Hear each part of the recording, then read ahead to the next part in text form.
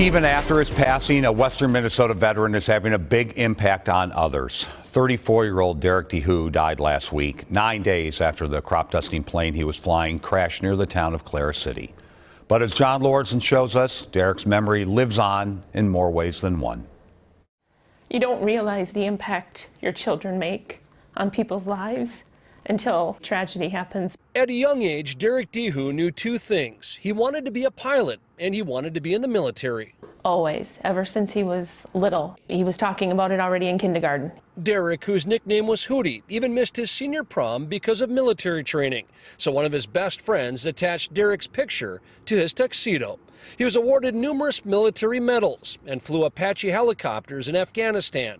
One particular combat mission led to an emergency landing. It was basically pretty shot up, the helicopter. They never were able to use it again. From serving his country to serving his community. When Derek moved back to Clara City, he became a first responder and flew crop duster planes with help from his brother Eli, even though he knew the job was dangerous. And every time you could see him take off out of the hangar, you're like, yeah, that's my brother. But on July 25th, Derek's plane hit a power line and he crashed into a cornfield.